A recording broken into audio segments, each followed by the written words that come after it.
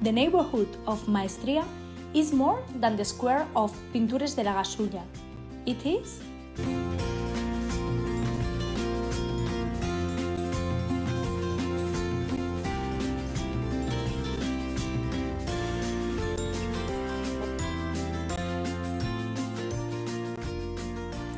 And you? What do you see? How do you feel? As you can see in the video, the neighborhood of Maestría in Castelló has a lot of things: townhouses, local commerce, and the most important, community. Només tenim la veu, in English, We Only Have the Voice, is a documentary about the relations, stories, and future proposals of the people in this neighborhood. This is the result of a service learning project between the first course of promotion of gender equality pupils in the subject of community development with Maestria's Neighborhood Association. The main objective was to encourage intergenerational contact by highlighting the life story of the elderly in the Maestría neighborhood. At the same time, providing students with tools and skills to investigate a social reality through interviews.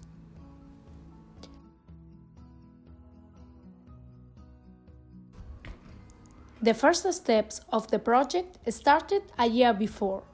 The teacher, Estefanía García, with another group of promotion of gender equality, made a social diagnosis about Maestria's neighborhood. It was called Taking Care of Maestría. It was an initiative that aimed to make our neighborhoods care more about the environment. They allowed us to take care of ourselves and other people. At the same time, she signed up for a city council program to do a service learning. As you can imagine, they accepted the project. So, We Only Have the Voice tried to continue with this project. Moreover, a documentary had a lot of potential to practice some social investigation skills, such as creation and conduction of interviews, to practice non-violent communication and active listening, to develop technological tools to know the history and the stories of a part of the city.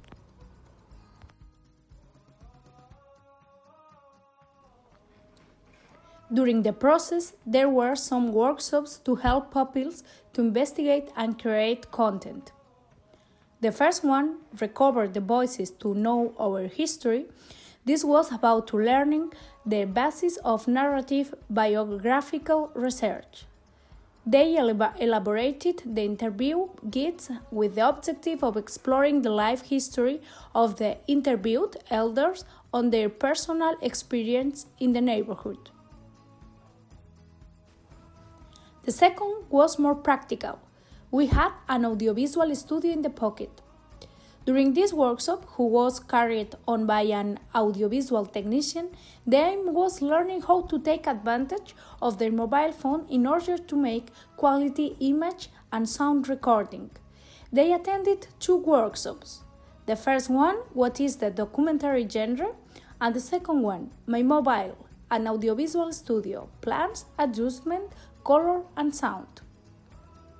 The third was Skills for Being a Community Manager.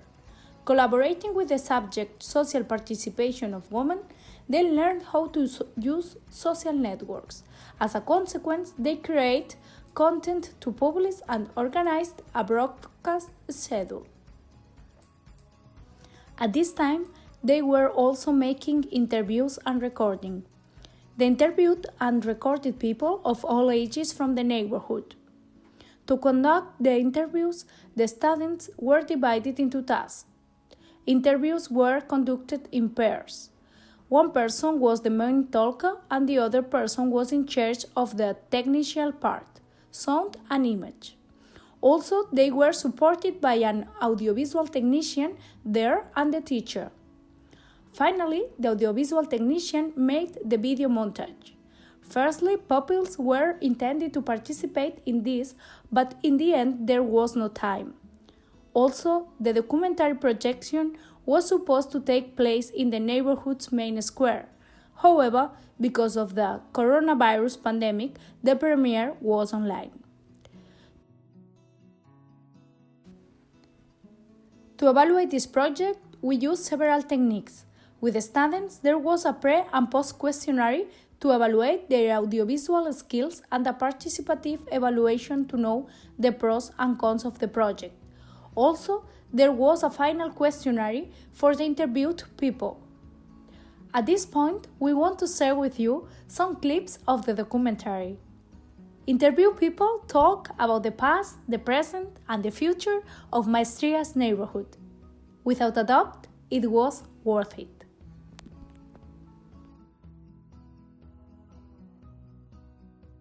La veritat és que no recorde massa cosa a banda de lo que era el jugar i de... Sí que recorde una dona que vivia molt proper d'ací, que ella tenia un fogonet i cuinava al carrer. A l'entradeta de casa tenia un fogonet allí xicotet on cuinava ella, era allí, era en el fogonet i tenia una cadereta baixeta i en l'entradeta de casa cuinava. Una dona que vivia així propet, que li deien la senyora Maria la coixa, perquè estava coixa. És un poc el que jo, com a xica... És un barri que considero que està molt mort, però està tan prop del centre. En canvi, com podeu veure, no hi ha quasi comerços, moltes cases estan tancades i crec que se li podria donar molta més vida i fer molta més xarxa en aquest barri. Un barri ideal.